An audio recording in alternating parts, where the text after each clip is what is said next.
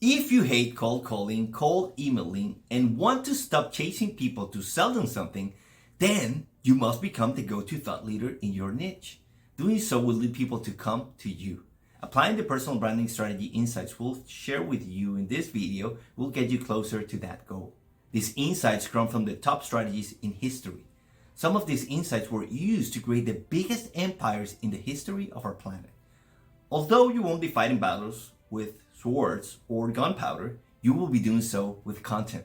And the territories you will conquer are not physical, but digital and psychological. To become a go-to thought leader, you need to dominate certain keywords and topics with the ultimate goal of conquering certain thoughts and emotions in the minds of your audience and ideal clients. Keep watching this video to learn more about how you can create a winning personal branding strategy.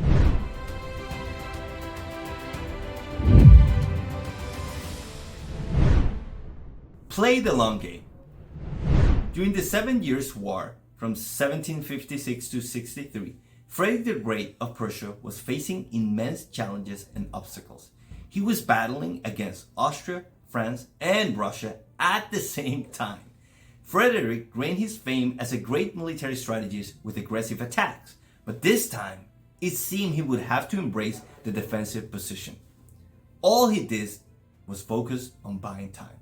All he was trying to do is live to fight another day. Then suddenly, Tsarina Elizabeth of Russia died.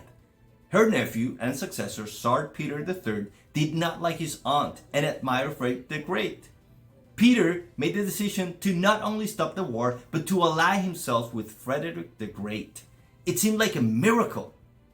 Investing in building a personal brand might be one of the best career moves you have available, and it is an asset that you can fully control. Yes, it will take time to build, and at times it might seem difficult to keep going, as you'll probably face pressure from different fronts as Frederick did. You might have to deal with criticism from people who watch your videos and other content and don't like it. You might also have to deal with pressure from colleagues because they might think that you are wasting your time. They might say that you should be setting meetings or doing calls or trying to get your name out there in other ways, such as networking. You might even have to deal with your family putting pressure on you.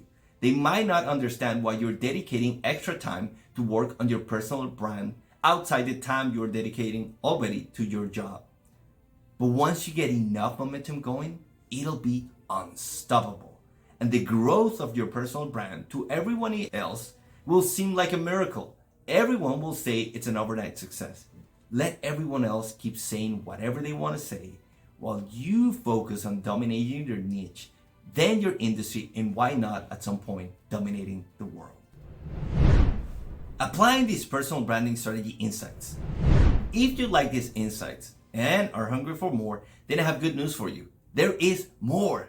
For more personal branding insights from historical figures who were able to almost dominate the world, you can read the top 13 personal branding strategy tips from Napoleon Bonaparte.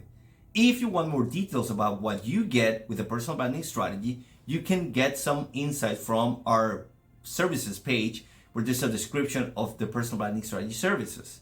Whenever you're ready to get started with the creation of your personal branding strategy, you can apply to book a complimentary consultation call with us. And if you want more historical war stories, I'd recommend you read the 33 Strategies of War by Robert Greene.